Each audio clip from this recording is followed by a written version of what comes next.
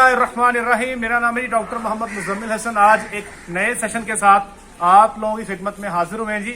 आज मैं बात करना चाहता हूँ फ्री मार्टिनिज्म पे, जिसको हम कहते हैं अमूमी जुबान में जब भी गाय के अंदर आपके ट्विंस पैदा होते हैं या बफलो के अंदर ट्विंस पैदा होते हैं जिसमें एक मेल हो और एक फीमेल हो। आपके पास तीन तरह की सूरत हाल हो सकती हैं, या दोनों मेल हो सकते हैं, या दोनों फीमेल हो सकते हैं, या एक मेल होगा और एक फीमेल होगा। अगर आपके पास दोनों फीमेल हों तो ये दोनों की दोनों बच्चियां जो हैं ये इंशाल्लाह फर्टाइल होंगी। अगर आपके पास दोनों मेल हैं तो ये दोनों के दोनों मेल जो है इंशाल्लाह फर्टाइल होंगे। मगर फर्टाइल से मुराद कि ये अपनी ब्रीडिंग कर सकते होंगे। अगर आपके पास एक मेल और एक फीमेल पैदा हो जाती है तो इसमें जो फीमेल होगी ये 95% चांस है कि ये बांझ होगी, और जो साथ मेल होगा वो होगा तो ठीक, लेकिन उसके जो टेस्टिकल या जिसको हम फसीए कहते हैं उसका साइज थोड़ा सा कम होने का अंदेशा जरूर होगा। अब सबसे पहले तो आप ये बच्चियां देख लें।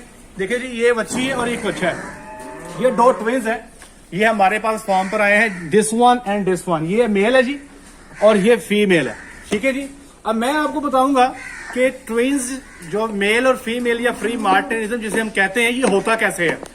याद रखिएगा कि इन बच्चियों को अगर आप कीप कर लें तो ये बच्चियां जब बड़ी हो जाएंगी तो ये आपको बच्चा नहीं दे सकेंगी। आज मैं बताऊंगा कि ये अमल होता कैसे है, और अगर ये बच्ची बड़ी हो जाए तो आपने इसको चेक कैसे करना है ताकि आपको नुकसान का जो है अंदेशा ना हो।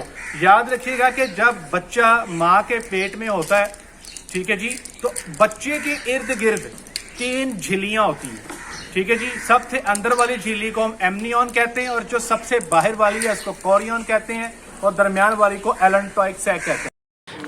ये आप इसमें पिक्चर में देख सकते हैं कि बच्चे को सबसे जो अंदर वाली कैविटी कवर करती है वो एमनियोटिक कैविटी, और जो सबसे आउटर साइड पे है उसको कोरियन कहते हैं।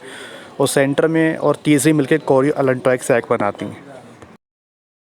होता क्या है कि इनिशियल डेज में तकरीबन 28 से 30 डेज की प्रेगनेंसी पे ये जो झिल्लियां हैं, जो कोरियन जो आउटर कवरिंग है, ये आपस में दोनों बच्चों की मिल जाती है और इनकी ब्लड की ट्रांसफर एक दूसरे के साथ होती है, जिसको हम अपनी जुबान में जो है वेस्कुलर एनास्टोमोसिस कहते हैं। अब ये आप देख सकते हैं दोनों बच्चों की जो आउटर कवरिंग है कोरियन, वो जब मिल जाती है तो ब्लड सर्कुलेशन एक की दूसरे में जाती है, और मेल के हार्मोन्स जो हैं वो फीमेल के अंदर भी जो हैं वो एंटर हो जाते हैं। होता क्या है कि मेल के जो रिप्रोडक्टिव ऑर्गन है वो फीमेल के रिप्रोडक्टिव ऑर्गन से पहले बन जाते हैं। तो जब ये आपस में ब्लड की ट्रांसफ्यूजन एक दूसरे में होती है तो जो मेल है ये एक सब्सटेंस रिलीज करता है जिसको हम एंटी मुलेरियन सब्सटेंस कहते हैं। वो सब्सटेंस जो है फीमेल के रिप्रोडक्टिव ऑर्गन्स को डेवलप होने नहीं देता। तो तकरीबन 90% बास डॉक्यूमेंट्स में 95% तक ये डॉक्यूमेंटेड ये बच्चियां जो है ये बच्चा देने के काबिल नहीं होती। अब ये जो 5% हैं ये कौन सी हैं? ये 5% बच्चियां वो हैं, याद रखिएगा कि अगर ये जो मैं बता रहा हूं कि झिल्लियां आपस में मिल रही हैं, ये अगर मिले मां के पेट के अंदर फीमेल के रिप्रोडक्टिव ऑर्गन बनने से पहले तो ये बच्ची बांझ होगी। अगर ये जो फ्यूजन का प्रोसेस है ये फीमेल के रिप्रोडक्टिव ऑर्गन्स बनने के बाद में हो तो इस केस में जो है वो फीमेल के जो ऑर्गन्स हैं वो नॉर्मल होंगे। तो इसीलिए तकरीबन 95% केसेस में ये आपकी बांझ होती हैं और 5% केसेस में ये फर्टाइल भी होती हैं। अब हम आपको बताएंगे कि बाज़ औक़ात क्या होता है कि बच्ची सिर्फ एक पैदा होती है लेकिन वो होती है फ्री मार्टिन, मतलब जोड़ा नहीं होगा लेकिन फिर भी बच्ची फ्री मार्टिन है।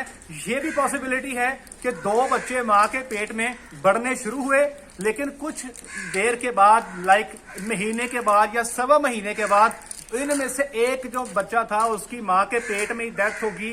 जैसे मेल की मैं बात करता हूँ, माँ के पेट में ही डेथ होगी, एब्जॉर्ब हो गया। तो जो साथ फीमेल है जब वो ग्रो करती जाती है और वो फुल टाइम पे पार्चुरेशन होती है तो ये बच्ची भी जो है ये फ्री मार्टिन होगी। अब इसको पहचान कैसे करना है, शिनाख्त कैसे करना है? सबसे पहले तो ये आपके सामने बच्ची खड़ी है डॉक्टर साहब। सबसे पहली जो चीज होती है उसको हम कहते हैं एक्सटर्नल जेनेटेलिया, जिसको हम देख के फैसला करते हैं। अगर आप ये बच्ची देखें, इसके यहां पर निचली साइड पे ये बालों का तथा है, ये आप देख सकते हैं, ठीक है जी। जिसको हम कहते हैं tuft of hair on ventral commissure. Doctor साहब इधर दिखाएं जरा, ये इस पे कितने जरा बाल इकट्ठे हुए हैं, लेकिन याद रखिएगा ये हर फ्री मार्टन में ऐसे नहीं होता। दूसरे नंबर पे इस बच्ची के जो क्लाइटोरस है वो उसका साइज अमूमी तौर पे जो है वो बड़ा होता है। ये आप देख सकते हैं, आपको नजर आ रहा है। सबसे जरा क्लोज, पता नहीं फड़ी ना क्यों, इसको जरा क्लोज करके दिखाइएगा डॉक्टर साहब। ये आप देख सकते हैं क्लाइटोरस का साइज। अब इसके साथ हम कंपेयर करते हैं एक नॉर्मल बच्ची को। डॉक्टर साहब अब ये देखें जी, दूसरी बच्ची है, इसका क्लाइटोरस चेक करें आप। ठीक है जी।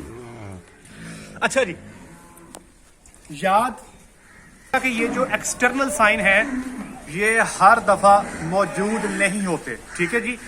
इंटरनल साइन जो है ये आपको मेजॉरिटी केसेस में जो है वो मिल जाएंगे। अब इंटरनल साइन क्या है, याद रखिएगा कि जो विजाइना की लेंथ है वो एक एडल्ट कैटल में तकरीबन 30 सेंटीमीटर होती है, तकरीबन 1 फुट। लेकिन वो एनिमल जो आपके फ्री मार्टन है उनमें जो विजाइना की लेंथ होती है वो तकरीबन हाफ होती है, हाफ से भी कम होती है, कोई 8 से 10 सेंटीमीटर, तकरीबन 1/3 रह जाती है। तो डॉक्टर साहब जो है इसको हम चेक कर सकते हैं बाकायदा विजाइना की लेंथ को। इसी तरह जो हमारी लेंथ है विजाइना की छोटे बच्चे में वो भी कम होगी फ्री मार्टन के केस में। ये तो हो गया एक निशानी।